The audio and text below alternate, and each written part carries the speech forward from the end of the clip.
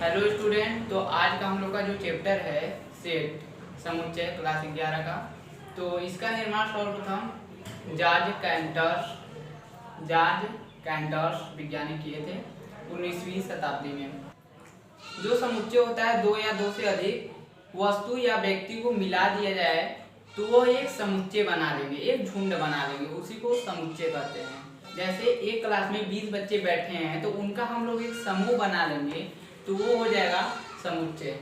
तो हम लोग देखते हैं समुच्चय कैसे लिखा जाता है, उसके लिखने के प्रकार देखते हैं। तो जो समुच्चय होता है उसके दो लिखने के प्रकार हैं, एक तालिका विधि रोस्टर मेथड और एक होता है समुच्चय निर्माण विधि सेट बिल्डर फॉर्म। दो होता है जो तालिका विधि होती है, इसमें हम लोग कोई भी समुच्चय को हमेशा मझले ब्रैकेट में लिखा जाता है 1 2 3 4 5 डॉट डॉट डॉट डॉट। ये हो गया हमारा तालिका विधि। और समुच्चय निर्माण विधि इसी को हम लिखेंगे 1 2 3, यहाँ पे हम लोग नंबर को लिखे हैं, बस यहाँ पे लिखेंगे x। ये पूरे नंबर को किसी को x मान लेंगे, x सच दैट x। अब x यहाँ पे क्या है, देखिए 1 2 3 4 5, ये क्या है, नंबर है, ठीक है। तो ये प्राकृतिक संख्या है तो लिख देंगे जहां x जहां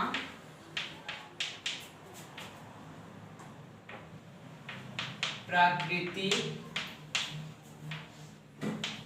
संख्या है।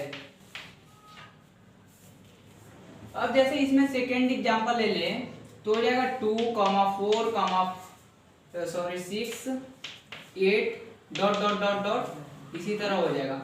तो यहाँ पे 2 4 6 ये क्या है, सम नंबर है और ये 2 का टेबल है। तो ये हो गया हमारा तालिका विधि रोस्टर मेथड। अब इसको हम लोग जब समुच्चय निर्माण विधि में ले जाएंगे तो यहाँ पे x सच दैट x जहां x सम संख्या है। तो हमने देखा समुच्चय निर्माण विधि में तालिका विधि और समुच्चय विधि। तो अब देखेंगे हम लोग समुच्चय कितने प्रकार के होते हैं। तो समुच्चय कई प्रकार के होते हैं, लेकिन जो हम लोग का इंपॉर्टेंट समुच्चय है और जो हमें पढ़ना है वो देखते हैं। तो फर्स्ट है एकल समुच्चय। एकल समुच्चय वह समुच्चय जिसमें अवयवों की संख्या केवल एक हो। अवयव मतलब अल्फाबेट नंबर भी हो सकते हैं, गिनती भी हो सकता है 1 2 3, वही अवयव है। तो एकल समुच्चय में केवल एक ही अवयव रहेंगे, जैसे ए ले लेते हैं और समुच्चय को हमेशा मर्ले ब्रैकेट में लिखा जाता है और 1 ले लेते हैं। और भी एग्जांपल ले सकते हैं एकल समुच्चय में। सेकेंड है शून्य समुच्चय। वह समुच्चय जिसमें अवयव शून्य हो, अवयवों की संख्या शून्य न हो, अवयव शून्य हो, उसे शून्य समुच्चय कहते हैं, जीरो सेट कहते हैं। जैसे जीरो ब्रैकेट में एग्जांपल इसका। और उसके बाद है परिमित समुच्चय फिनिट सेट। परिमित समुच्चय वह समुच्चय जिसमें अवयव की संख्या क्या हो, सीमित हो।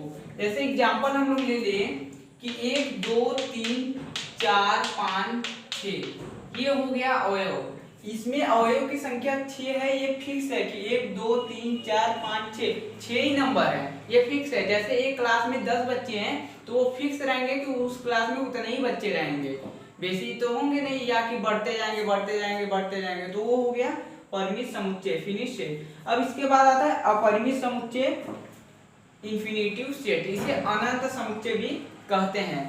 इसका डेफिनेशन हो जाएगा वह समुच्चय जिसमें अवयवों की संख्या अनंत हो, खत्म ही न हो, मतलब कि 1 2 3 4 5 6 डॉट डॉट डॉट डॉट ये बढ़ता ही जाए, खत्म ही न हो, उसे परिमित अपरिमित समुच्चय कहते हैं। मतलब जिसकी सीमा ही ना हो, वो बढ़ता जाए।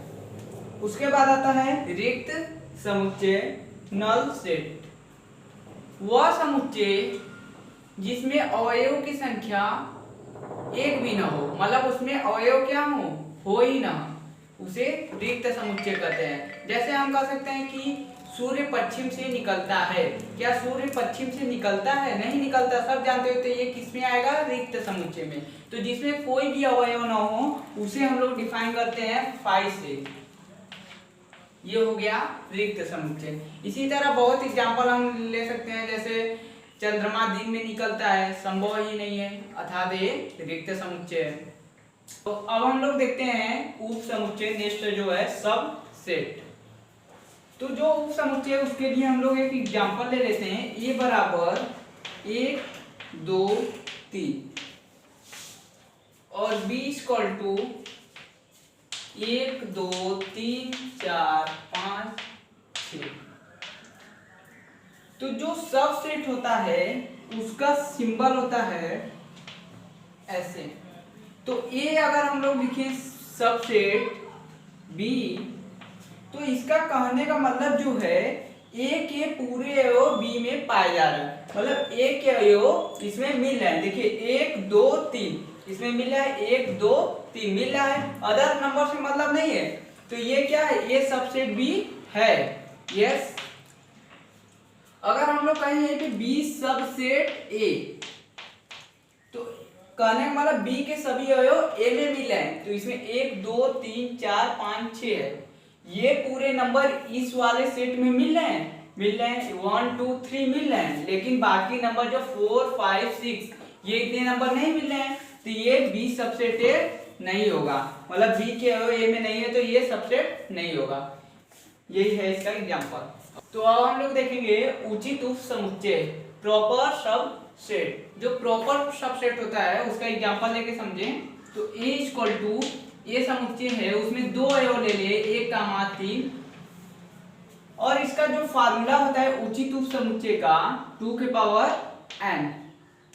2 के पावर n, इसमें कितने अवयव हैं, 1 2, इसको गिन लेंगे n बराबर कितना हो जाएगा 2। यहाँ पे 2 के पावर 2 इक्वल टू 4 आ जाएगा हम लोग का। तो इसका जब बनाएंगे हम लोग तो हो जाएगा a इक्वल टू, उचित उप समुच्चय जब बनाएंगे तो 1 कॉमा एक एलिमेंट ये ले लेंगे अलग से, और थर्ड में ले लेंगे ये दोनों ले लेंगे 1 3, और एक होता है 5, जो कि हमने रिक्त समुच्चय में बताया था कि जिसमें कोई भी अवयव ना हो उसे 5 लेते हैं। तो उचित उप समुच्चय बनाते समय हम लोग इसका जो रूप बनाते हैं अवयवों का रूप बना लेंगे, 1 का बना लिए, 3 का बना लिए, और एक दोनों का लेके बना दिए, और एक 5 रहता है। ठीक, ये हो गया उचित उप समुच्चय। अब आता है घात समुच्चय। तो उचित उप समुच्चय की ही तरह घात समुच्चय होता है, बस इसमें क्या होता है, पूरा जो एलिमेंट होता है पूरे में मर्जा ब्रैकेट लग जाता है, और ये इसी सेट की तरह होता है, बस इसमें मर्जा ब्रैकेट लग जाता है। तो हमने अब देख लिया है कि समुच्चय निर्माण विधि और समुच्चय के प्रकार।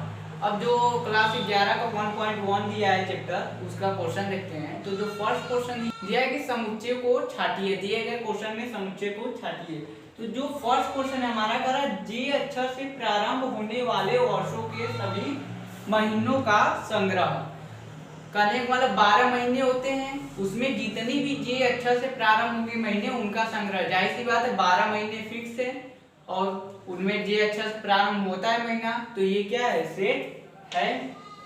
अब सेकेंड वाला दे रहे हैं भारत के 10 सबसे अधिक प्रतिभाशाली लेखकों का संग्रह। देश के सबसे ज्यादा पढ़े लिखे प्रतिभाशाली लेखकों का संग्रह।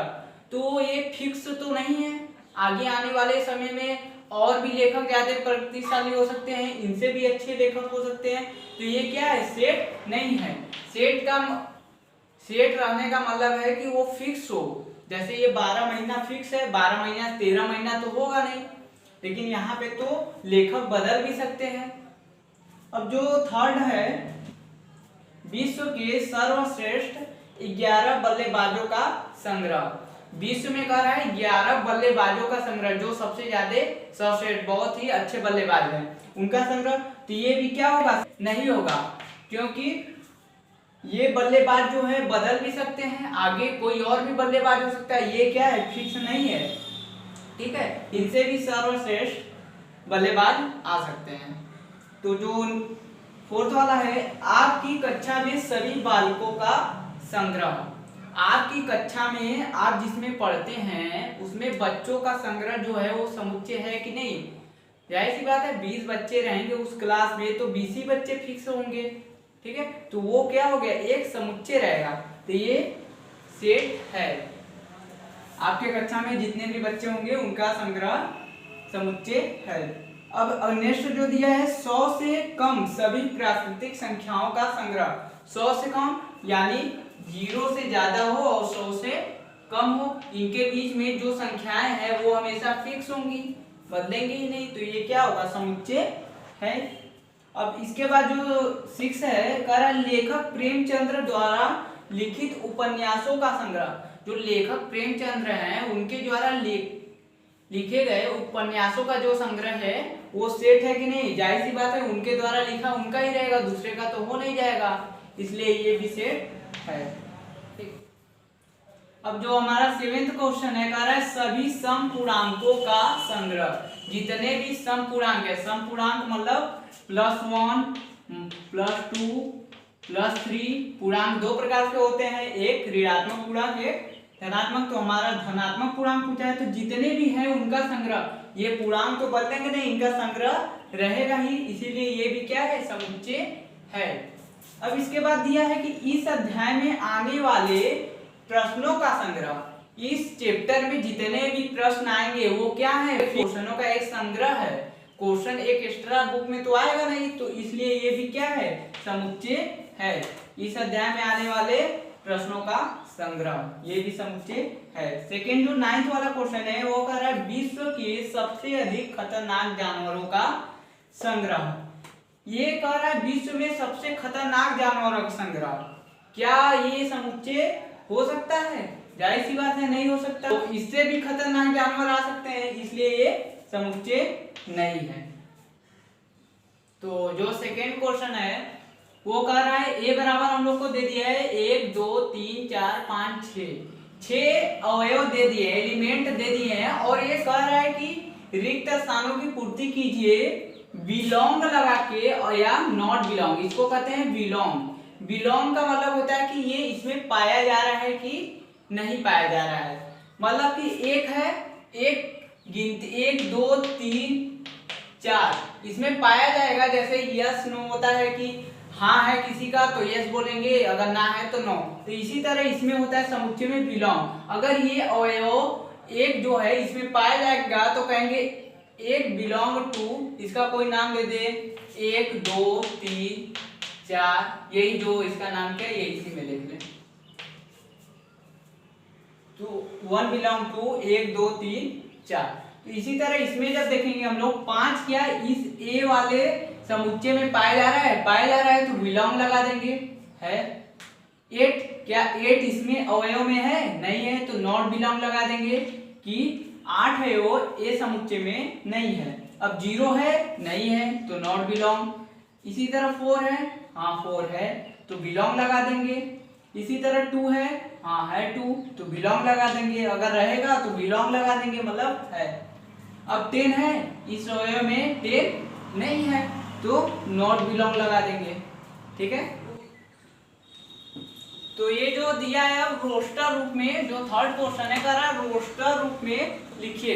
ये क्वेश्चन को रोस्टर रूप में लिखना है हमें, तालिका विधि में। ये दिया है हमें समुच्चय निर्माण विधि में, तो दिया जो x सच दैट x एक पूर्णांक है और -3 से क्या है बड़ा है और 7 से छोटा है, तो -3 से जब बड़ा लेंगे तो क्या आएगा, -2 होगा और -1 होगा और 0 होगा और 1 होगा और 2 होगा, 3 होगा, 4 होगा, 5 होगा और 6 होगा, क्योंकि कह रहा है 7 से छोटा लेना है और -3 से बड़ा लेना है। तो -3 से बड़ा क्या हो गया, -2 -1 0 और 7 से छोटा 6 5 4, ठीक है।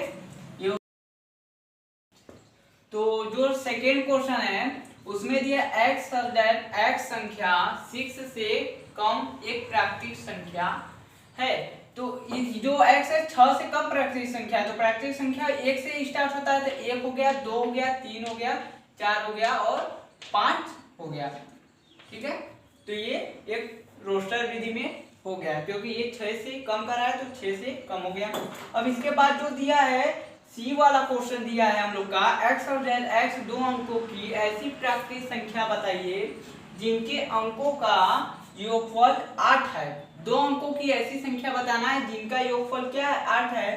तो ले लेंगे हम लोग 17, 7 और 1 8 हो गया। फिर 71 ले लेंगे, 7 1 8 दो अंकों की है। फिर अगला ले लेंगे 6 2, फिर 2 6, एक ले लेंगे हम लोग 4 4 और एक ले लेंगे 5 3 और एक और 3 5।